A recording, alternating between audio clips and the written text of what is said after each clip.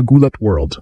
Nayanig ang buong Amerika at ang social media nitong huling linggo ng 2025 matapos kumalat ang balita ng isang hindi malilimutang gabi sa Mar-a-Lago, Florida. Ang ating pambato, ang man with two voices na si Marcelito Pomoy, ay formal na inimbitahan para magtanghal sa prestihiyosong estate ng United States President na si Donald Trump. Sa harap ng mga VIP guests at mga dambuhala sa lipunan, ipinamalas ni Marcelito ang kanyang world-class na talento na literal na naging dahilan ng isang madamdaming standing ovation.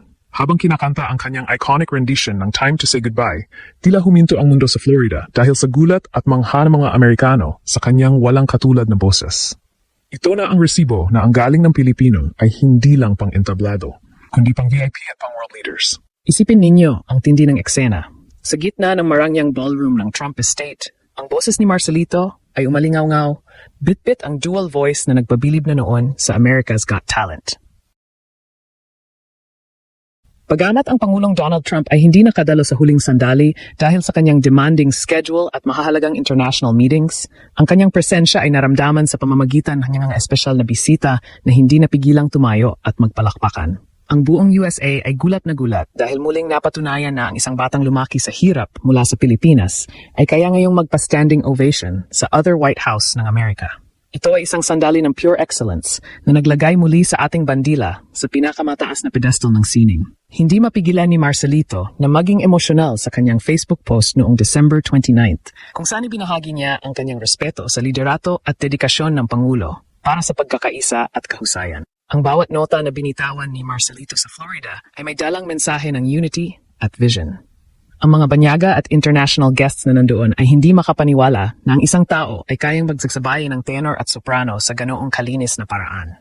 Ang Mar-a-Lago moment na ito ay opisyal ng itinalaga bilang isa sa pinakamalaking Pinoy Pride stories sa pagtatapos ng 2025 at pagpasok ng 2026. Ngunit ano nga ba ang naging sikreto sa likod ng imbitasyong ito?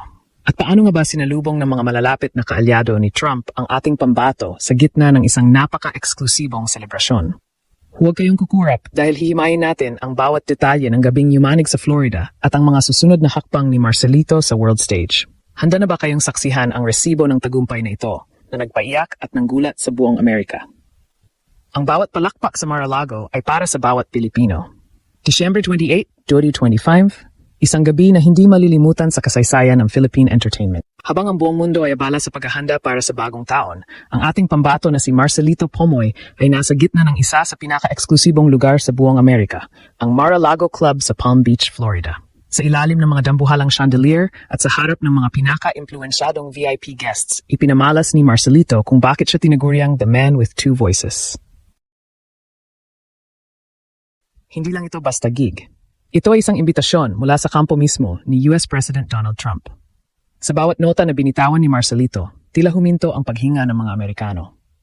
Ang kanyang rendisyon ng Time to Say Goodbye ay hindi lang basta kanta, kundi isang pagpapakita ng pambihirang talento na tanging isang Pilipino lamang ang nakakagawa ng may ganoong kalinis na paglipat mula tenor patungong soprano. Ang gulat at mangha ay mabilis na napalitan ng isang emosyonal na standing ovation. Isipin ninyo ang mga bisitang nandoon na sana'y makakita ng mga world-class performers, ay hindi napigilang tumayo at magbigay-pugay sa isang batang dating nanilbihan sa poultry farm sa Surigao. Ayon sa mga nakasaksi, ang boses ni Marcelito ay tila isang miracle na bumalot sa buong ballroom. Pagamat hindi nakadalo si Pangulong Trump dahil sa abalang schedule sa mga international meetings, ang kanyang mga panauhin ang naging resibo ng tagumpay. Ang bawat palakpak na umalingaw-ngaw sa Mar-a-Lago ay patunay na ang talentong Pinoy ay walang pinipiling bakuran, maging ito man ay sa mga barangay sa Pilipinas o sa other White House ng Amerika. Hindi lang Time to Say Goodbye ang nagpayak sa mga bisita. Kinanta rin ni Marcelito ang kanyang iconic winning song na The Prayer at ang The Phantom of the Opera. Ang bawat performance ay binalot ng sheer disbelief mula sa audience. Marami sa mga nandoon ang hindi makapaniwala na ang boses na kanilang naririnig ay nagmumula lamang sa isang tao. Ito ang dahilan kung bakit ang Mar-a-Lago moment na ito ay mabilis na nag-viral at niyanig ang social media sa US. Ang pagpili kay Marcelito para magtanghal sa isang pribadong selebrasyon ng pamilya. Trump ay isang malakas na mensahe. Ang Pilipinas ay tahanan ng mga superhuman talents na kayang magbuklod ng iba't ibang nasyon sa pamamagitan ng musika. Para kay Marcelito, ang gabing ito ay higit pa sa trabaho. Sa kanyang social media post noong December 29, ramdam ang kanyang pasasalamat at respeto sa pagkakataong ibinigay sa kanya. It is always a dream for me to sing Time to Say Goodbye, anya. Ngunit higit sa pangarap, ito ay isang katuparan ng kanyang misyon na ipakita ang excellence ng mga Pilipino. Habang ang mga video ng kanyang standing ovation ay kumakalat ngayon sa buong mundo, isa lang ang malinaw. Ang boses ni Marcelito Pomoy ay isang national treasure na patuloy na nanggugulat at nagpapayak sa buong planeta. Handa na ba kayong malaman kung paano nakuha ni Marcelito ang atensyon ng Trump administration at kung ano ang susunod na pasabog niya sa world stage? Marami ang nagtatanong, paano nga ba napunta ang isang Marcelito Pomoy sa pinaka-eksklusibong White House of the South? Ang resibo ay nagmula sa kanyang management company sa Dubai, ang Bricks Entertainment, na direktang kinontak ng team ni Donald Trump.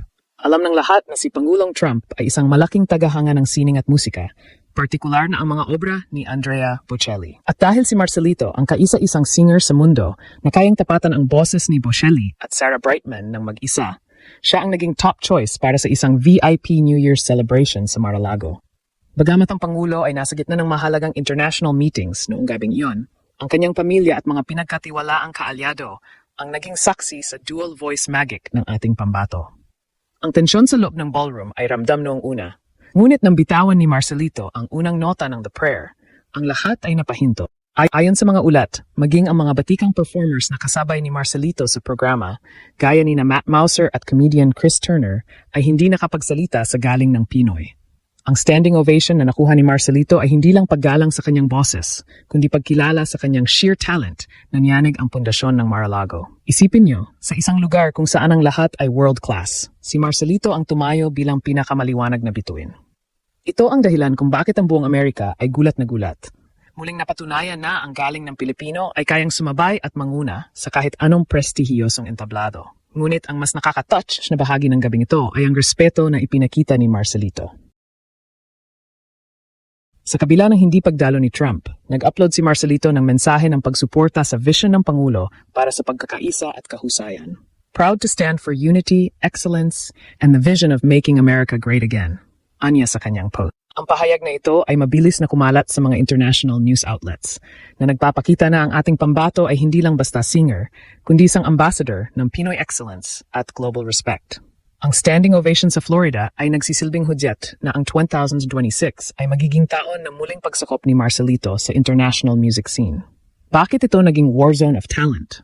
Dahil sa bawat kanta ni Marcelito, tila binobomba niya ang pandinig ng mga Amerikano ng isang boses na hindi nila inakalang posible. Ang bawat soprano reach niya ay naging mitsa ng hiyawan at palakpakan na bihirang makita sa ganitong kapormal na okasyon. Ang Mar-a-Lago legacy ni Marcelito ay isa na namang patunay na ang isang dating batang lansangan ay kaya ngayong magpa-standing ovation sa mga pinakamakapangyarihang tao sa mundo.